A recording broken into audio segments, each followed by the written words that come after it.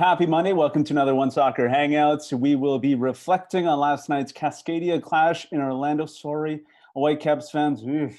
I'm Asa Raymond. I'll be hosting today's show, and I'm joined by One Soccer analyst, CPL insider Oliver Platts, as well as One Soccer's play-by-play commentator, Manchester United super fan, Wheeler.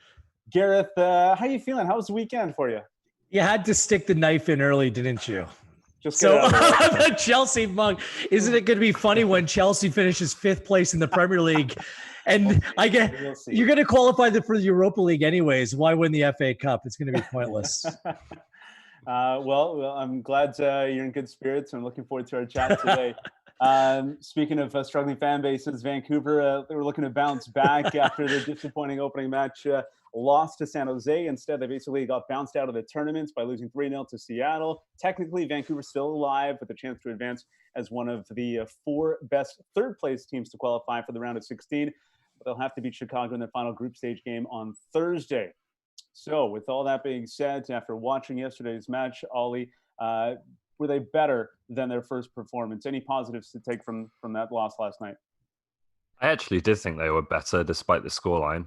It may be that San Jose are a better team than Seattle as well. But yeah, it seems like every time, whenever they take a step forward, it's accompanied by two or three steps back, right? And two or three new problems that spring up with this Whitecaps team. So I thought they were better with the ball. I thought they were able to get themselves up the field and press a bit better, which is obviously what Marc Dos Santos has been asking for, and we didn't see at all really against San Jose. But then, the defense continues to be a problem, as it was against the Earthquakes. The centre-back pairing doesn't look confident.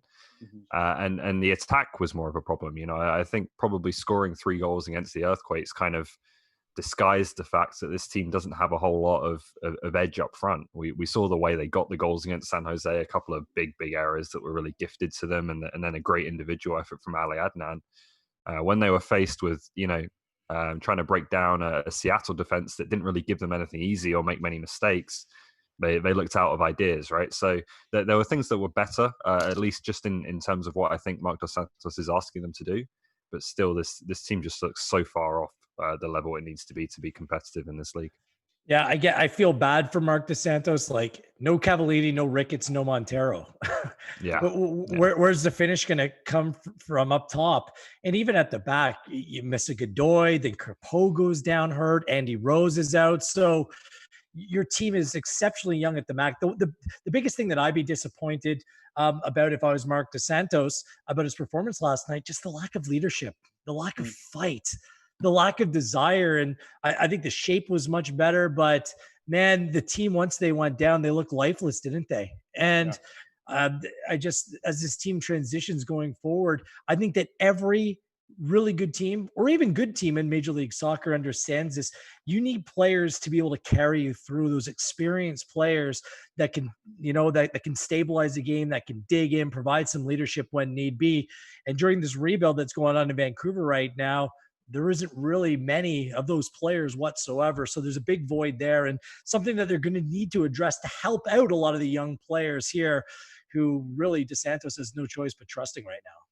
Yeah, you mentioned some of the players that they're missing, and that's probably where the leadership would come from. 5 players that didn't make the trip to Orlando for various reasons. How much better would this team be with players such as Lucas Cavallini, Tosin Ricketts, center back Andy Rose, especially when you see Ali Adnan do the things that he's done in this tournament, in those 2 games? He looks like he can deliver a ball in and just is looking for someone to get on the end of it. I think they'd be better. I still don't know if I'd be putting my money on them to progress to the knockout stage. I think obviously the strikers, the absence of the strikers doesn't help, but Jordi Reyna's not a bad player. Dahomey and Milinkovic, I think, have got some quality. So I think it's more in the midfield and the defense where it's only really, Godoy, I think, is a good player. Rose he's experienced, but I wouldn't say he's an automatic starter in this team. So I think it would help, but again, even when you put that full squad together, I think they're a long way off. One big difference I do think it would make would just be having a few more players that have the belief that they can play at this level and can really kind of pick the team up in that way. We know Cavallini doesn't back down to 21. We know Ricketts is a really positive presence and a good leader in that group, I think, and Rose as well. So they've missed that for sure. And I listened to Mark Dos Santos on the radio earlier, just saying, he doesn't feel like he's in a fair fight right now, right? And when you have that kind of lack of belief, it's difficult really to achieve much. Yeah, and when Crepeau goes down last night, I mean, Yeah. and obviously the tragedy with Meredith. I mean, you're down to your third string goalkeeper, a third string center back, a third string right back, probably because Bikel and Godoy can both play in that position. Third string up top. I mean, no team has been affected by injuries and absence more than the Vancouver Whitecaps, and I'm not making mistakes, and it doesn't leave them void of criticism as well. Like I just look at that team last night. Jasser Kamiri, again, exceptionally poor. That's back-to-back games. How he's playing over Derek Cornelius, Asa, I have no idea right now. Cornelius, when he came into the game last night, I thought he settled things down. I thought he was actually pretty good. And I know there was changes made to both teams, but I've seen nothing that would suggest that Kamiri would be a better option at center back over a Canadian. We all know how important domestic players are for these Canadian MLS teams than Derek Cornelius. That's one move where I just really scratch my head right now. Right. Well, speaking of Canadians, the team finished with 6 Canadians, including keeper Thomas Hassel, who made his MLS debut. He passes initiation by coming in with a double save within a minute of entering the match. Christian Gutierrez, brother of Valor's Diego Gutierrez, also making his MLS debut. Did you see enough from these Canadians, these young Canadians in particular, Gareth? I think it's a little too early to tell what some of these young players will look like. Like they're coming in a game, they're down 3-0. The stakes aren't very high. Full credit to Hassel. I mean, it's a very nerve-wracking situation for a 21-year-old goalkeeper to come in, but I think he did himself justice. He was fine. I mean, the true test, if Crepeau is going to miss the next game, what it's going to look like against Chicago, a team that's going to need to score goals to kind of secure whatever positioning that they kind of aspire to in this competition. So I think it's only going to get tougher for the Vancouver Whitecaps in this third game. It's another chance to play some of these young players because despite not being mathematically eliminated, I mean, there's such an uphill climb here. There is a contingent of Canadian players on this team. And I think that's going to be the biggest question for this Whitecaps group is what identity as a club do they want to establish? Do they want to be a team that's built around Canadian players that come with a Canadian mentality? I think that Russell Teibert re-signing kind of indicates that way, the type of player they kind of want to look at and kind of form their club around. So it's going to be interesting to see if some of these really young and inexperienced Canadians can work their way into the conversation, at least being a squad player within the group. Yeah, and I understand, MDS saying that they've got to earn their places and that no one gets in just because they're a young player. But I'm kind of a belief sometimes that I don't think there's many young players that ever are actually ready for their debut. There's the kind of big talents, the Alphonso Davies type players who are obviously good enough to play. But I think with a lot of young players, you've got to put them in there and you've got to let them sink or swim. And they're going to make some mistakes in the early part of their careers, but you let them work it out, right, and develop. And if there's a time when the Whitecaps can afford to do that, it's last year and this year when there's really just not really a contending team or anywhere near one there, right? So now is the time to get these young players some minutes and let them learn from the mistakes that they will inevitably make. But Ollie, wouldn't you feel more comfortable if these young Canadian players were coming in with some sort of firm structure around them, some experienced players to help them through difficult times? Like you don't want to throw them into the water without a life preserver. I think you need to be careful here to make sure that they're put in a position to succeed. And right now, some of the players, by virtue of how thin they actually are, aren't being put in a position to succeed. Yeah, that's fair. And as we're going to get onto in terms of some of who the players who are good enough are, I just feel like every player on this Whitecaps team is like one rung up the ladder higher than he should be in terms of his level of responsibility. They're asking too much of a lot of these guys. But I look at, Derek Cornelius will be very disappointed if he doesn't start against Chicago. I think Theo Baer's ready for more minutes as well. There's a few of these guys that I think are ready for more right now, and you have to give them that exposure. Yeah. Well, one Canadian who's been a regular starter for this club and consistent contributor for the Whitecaps for almost a decade is Russell Teibert, as you mentioned, Gareth. The 27-year-old signed with the club through 2024. Was that a smart move for Teibert, or should the Canadian international have maybe moved on, Ollie? 4-year deal, it's a good move for the player for sure. Like I think Russell Teibert is probably a squad player at this point. There was a time earlier in his career when maybe we hoped he could push on and be more than that. And I remember under Octavio Zambrano, he was coming off the bench for Canada and looking like he could play a part, and that looks a long way further off now. In terms of moving on, would that help him? I'm not sure. I think he can carve out a decent place for himself in this Whitecap squad. I just don't think it's as a starter the way MLS has moved on over the past few years. I just look at Teibert as a player that when better players around him, he raises his game. Like he's a player that has incredible lungs, incredible legs. He can run with the best of them. Yeah. And there is a role to play in this league, especially considering MLS expansion. When keeping hold of these domestic players are all important. I think it's a great move for both club and player. From the club's perspective, they keep a Canadian, they keep a player that can be serviceable at a time when they've gone through so much change. He brings some continuity. He brings some experience. 200 games for the Vancouver Whitecaps. That's a great achievement for a player. And simply put, you don't see players stay with one club for the duration of their careers anymore. I mean, he can go from start to finish and be a lifetime Vancouver Whitecap, especially in Major League Soccer. I think it works. And for the veteran players like Russell, I mean, really their contracts moving forward, they're kind of dictated by the CBA, right? So there's not too much imagination that's needed, just about the years of the contract. And I think for Russell, staying in Vancouver, a familiar place, again, a place where he can start and end his career, a place where he's convinced and committed to the project that's taking place right now. You need players like that. There's value in having players and personalities like that in the team. So I think it's a move that makes really good sense for both sides. It's just now up to the Vancouver Whitecaps to add more and better around Russell. Mm-hmm. Yeah, I agree. He's only 27 as well, so still plenty of good football left in him. Now, speaking of signings, LA Galaxy made a splash in the offseason, bringing in Mexican striker Javier Hernandez, but he hasn't made the impact his club and the fans were hoping for. Just 1 goal in 3 matches. Now he's out for 2 to 4 weeks with a strained calf muscle. Not available for Galaxy's 6-2 loss to its rivals LAFC. Gareth, I know it's early, but what do you think of the signing? Chicharito was brought into Major League Soccer as the face of the league, the new face of the league, which is a massive responsibility for a player who hasn't been playing a ton of first-team football, whether it was at West Ham, whether it was at Bayer Leverkusen, a player that in recent years had come in and out of the team. And I don't know about you guys, but the first 2 regular season games and the first game at MLS is back. He looked out of shape. Yeah. He didn't look sharp. This is exactly what MLS wanted to guard against, bringing in players who couldn't make an impact on the field, but could sell jerseys off the field or bring eyeballs to the game. Because on paper, he should be the right player. A player who's played for the biggest clubs in the world, a Mexican player in a league with a massive Latino fan base.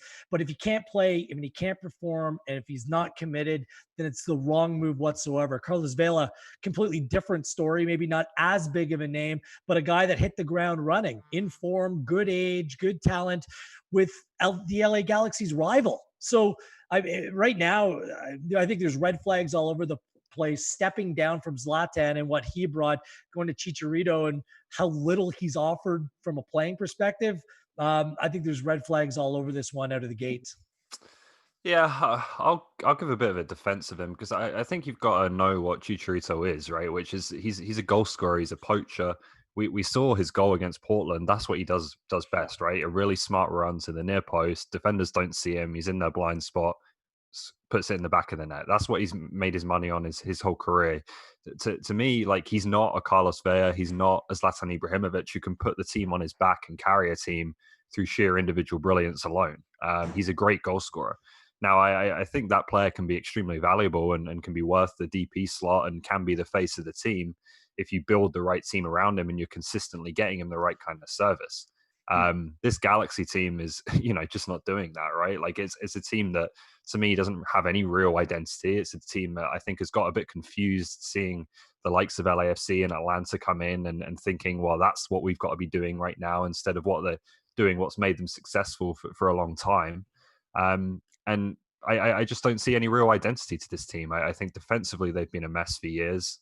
They got the wrong Gonzalez last year, clearly, because Giancarlo doesn't look like he's still at the races. And Chicharito, again, he's not the kind of player who's going to put a bad team on his back and carry them to success in the way that Zlatan could. he is a player, I think, who can still be very successful in this league in the right team with the right players around him and with good service. He can bag a lot of goals, but right now he doesn't have that. Jonathan Dos Santos is a big loss for this team, but still, Sure. it's inexcusable to fall 6-2 against a rival like that, even if it's being played in Orlando and not in Los Angeles. And I'm Ollie, just the Galaxy being dreadful for years at the back. I mean, the LAFC, I don't think are very good defensively either, but they're a nightmare when you're building it. Like we're here in Toronto. Toronto FC, when they brought in Javinko and Altidore and had all these wonderful attacking players, they couldn't defend anything. That's why they lost 3-0 in the first round of the playoffs to the Montreal Impact back in 2015. I mean, you need to build a solid spine of this team. I've said it about Vancouver. I'll say it about any team in Major League Soccer. You just cannot expect to just go out and simply outscore your opponent by scoring 4 and 5 goals a game. It doesn't work that way. You need to build from the back, and that team just simply looks a mess right now. Now let's look at the other Canadian teams then. Toronto and Montreal back in action tomorrow. Both playing tomorrow. So Toronto taking on the New England Revolution. Montreal facing DC United. Let's start with TFC then. Ollie, does the Ayo Akinola show continue against the Revs? Let's hope so. It's been fun so far, right? I'm interested to see in this game. TFC, I think, will be tested defensively really for the first time. And I know Montreal got a couple of goals against them. And DC as well, but I think they played against two teams that they were, markedly superior to in those games. They had control of the game, and they made some silly mistakes, left themselves open at times, and allowed those teams in a way to get back into games that I don't think they had much business being in. New England, I think, is going to be much more of an equal to TFC. They're going to have more of the ball. They're going to try and have the game their way more. And I'm going to be really interested to see how TFC faces up to that because, as I said, there has been too many gaps defensively for as good as all the attacking play between Pozuelo and Akinola has been so far. Yeah. But the gaps defensively have been more against the run of play. Like the first two impact goals came completely against it with long balls being played forward and TFC maybe not being in between spots in terms of what their press actually looked like. They haven't been broken down as a defensive unit when they put up those two banks of four in the front too. So I'd be less concerned about that. I'm interested in where does Toronto FC want to finish here in terms of the group? Yeah. Because depending on what happens tonight between Orlando and Philadelphia, I mean, for me, I'd want to play Orlando in the next round. And if Orlando loses, you almost want to finish second in Group C because the second place team in Group C, I believe, plays the second place team in Group A. And that would be a favorable matchup. And there's a way that if you win this group, you end up going on and potentially playing the third place team in I believe it's Group B or D, whatever group the Seattle Sounders are in, you could play the Seattle Sounders in the first round if you go on and win Group C. So there's some wacky permutations here based upon who you finish and the quality of opponent that you might play in the next round. For me, Ollie, I don't know about you. I would want to avoid another matchup against the Seattle Sounders in a knockout game. We've seen this play out far too often for Toronto FC, and it's a group. Watching Jordan Morris last night against the Seattle Sounders, I mean, him and Diego Rossi might be the two best players here at MLS's back. Both are just on phenomenal form. And I hate at this juncture of the season to go up against a player like Jordan Morris. He's just been unbelievable. Yeah, Morris has been excellent. I'll be honest, I don't think the Sounders have been that great as a group. So I would fancy TFC in that matchup. Orlando is probably the one that, you'd like if you could choose, although they've played pretty well. But yeah, I don't know. I think as much as Seattle have taken two of those three MLS Cups, I think Greg Vanney's kind of got it right all three times. And for different reasons, he hasn't got the victories on all three occasions. But I actually quite like TFC in that matchup.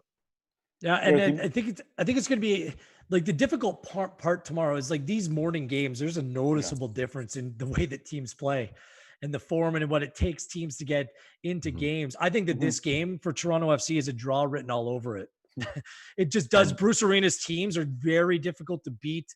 If I'm Greg Vanney, I try to get some of your younger players, some players who haven't played yet into the game at some point. We might see Jonathan Osorio for the first time, perhaps see Josie Altidore come off the bench. So I think a different looking Toronto FC team is okay because 4 points, you're going through to the next round. And wherever you end up, kind of just, you go in and win it, then you might actually get a more difficult matchup than if you end up coming third place and going through the wild card round. You might have a much more preferable way through.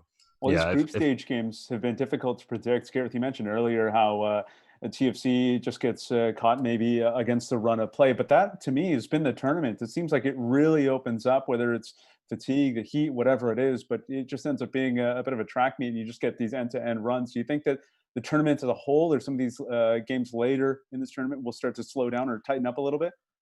Maybe. I hope not, to be honest with you, because even the lower score, like the Seattle San Jose game, I think there was like 30 combined shots and it was 0-0.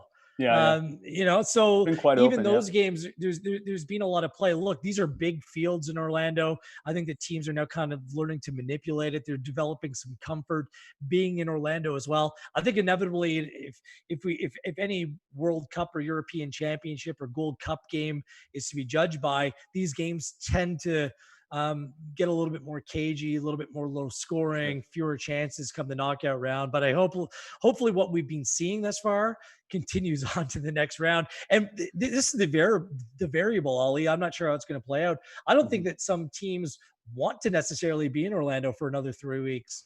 These first 3 group games were the important things because they contribute to your regular season record. I mean, does it really matter to them if they win MLS is back tournament? I don't know. It'll be interesting to see if there's some different approaches taken by different coaches. Yeah, in the knockout stage, sure. Yeah, certainly. I look at teams like Montreal and Vancouver, and like they're not ready to compete to win this tournament, right? So you play your 3 regular season games, you try and get what you can out of those, and then I think you're quite happy to go home. Yeah. Let's spend a minute on Montreal then before we move along. Their last match, the group stage against DC United, still looking for a point in this tournament. Ollie, can they get a point, at least a single, against DC United? Well, TFC will hope so, right? Because this still has the potential to be a bit of a bit of an issue for them. That lead they let slip against DC United. It means that if DC wins, then TFC is going to need something from their game potentially, or although they could go through as a third place team. So, I personally think it's been a struggle for Montreal. We've talked a lot about some of the issues in that lineup, things that aren't clicking, and even where they have their talent, I don't think they found the right combinations of players. So we'll see. It's much like Vancouver. It's going to be another step in the progression of Thierry Henry trying to figure out what works, right, and trying to build this team for the longer term. So we'll see. It's always interesting to watch what they put out there. Yeah, in terms of the impact, I mean, they made news today signing a 20-year-old Ugandan, Mustafa Kiza, who's going to stay over in Uganda, but he's a highly rated player, young left back of the modern build. I know that they're very excited about bringing him in here. So like you said, Ollie, it's a little bit more of a project right now in Montreal. My biggest question is who's going to play right back for this team? Right. Which Canadian player is going to play right back? Is it going to be Piet Chaume or is it going to be Broguillard, who it actually should be playing? That's the one thing. Thierry Henry will leave MLS is back with some sort of progress if he finds an 11 that works in this game against DC United. And I think by virtue of the way that Ben Olsen, his teams play, he can go out and have a much more free-flowing, attack-oriented team here tonight, because DC United just sits back and defends. They're as boring as they get and as predictable as they get in Major League Soccer. So Henry can mix and match and maybe find a better combination. If he goes out and finds an 11, finds a system that works tonight, doesn't matter if they go on or not in MLS is back. If he has some sort of clear vision of what his team's all about, that's a win for Thierry Henry. For sure, yeah. Yeah, well said, Gareth. All right, looking beyond this tournament then, we learned that MLB's Toronto Blue Jays will not be allowed to compete on Canadian soil. What does that decision by the federal government mean for the 3 Canadian MLS teams after the MLS is back tournament is over? Gareth? I've reached out to some people on this, and the answer I've received has been universal, that it's too early to speculate what this means. Much can change in a matter of weeks, as we've experienced here over the last 4 months since the pandemic hit. So it's too early to speculate. Remember, the whole idea of playing an MLS is back tournament that seemed preposterous at one point. That seemed undoable.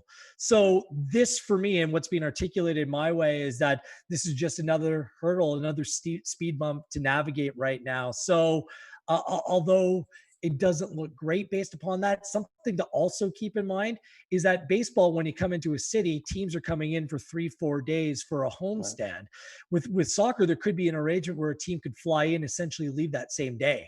So I just think that the football side of things is a little bit different than the baseball side of things, just like the hockey side of things, and the bubbles that are being created in Edmonton and Toronto bring a different variable. So just because baseball closes the door to teams coming up doesn't necessarily mean that the MLS teams will experience the exact same thing whenever that decision's made.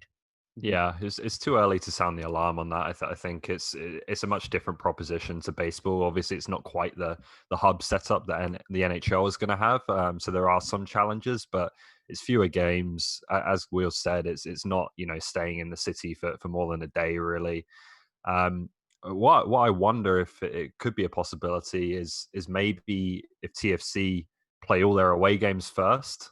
And kind of go on the road for a sustained period, and Montreal and Vancouver as well, obviously, and then come back and play their home games all in one big block.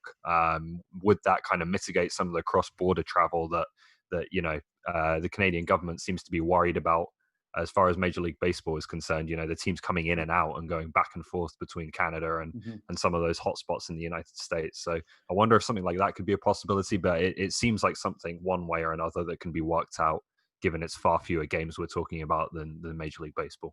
And in playing all those away games, Asa, wouldn't be anything new for Toronto FC, because when they're building the canopy at BMO Field for 2 straight years, they started their first 5-6 games, first 6, 7, 8 games away from home to start the season. So, I mean, this wouldn't be anything that these teams kind of already haven't had to contend with over the years. Yeah, well, one league that doesn't have to deal with cross-border travel would be the Canadian Premier League. Ollie, ready for this? Well, as each day passes, we get closer to the month of August, which is when we anticipate the league returning to play. Ollie, is there any update on announcement from the CPL? Come on, CPL, do me a favor here, so I don't have to keep taking this question every day. No, I got you guys reaching out to me. I got players and coaches reaching out to me.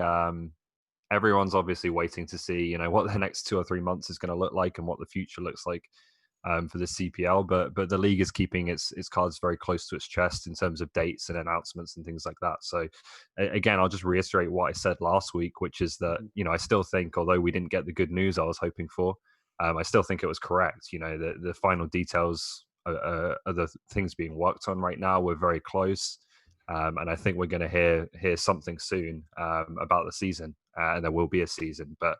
Yeah, and in terms of specifics, I'm staying away from that and from now on. It takes lots of planning to go into all of these things, especially like remember LeBron's decision. If you're going to hire high-priced talent, the best of the best, like Asa Rahman, to be part of the equation, it takes a while for your agent to respond to any contract details, correct? You're exactly right, Gareth. You said it well. It just takes time. Yeah, well, when there is an announcement, we'll have more coverage, more shows to focus on the CPL. So I want to encourage everyone to, of course, subscribe to the One Soccer YouTube channel. More content coming on the way. Gareth, always a pleasure to have you on. Thanks so much. Oliver Platt, thank you as well. And for the rest of the One Soccer crew, we thank everyone for watching. Be sure to like, subscribe to the One Soccer YouTube channel. Till next time, have a good one.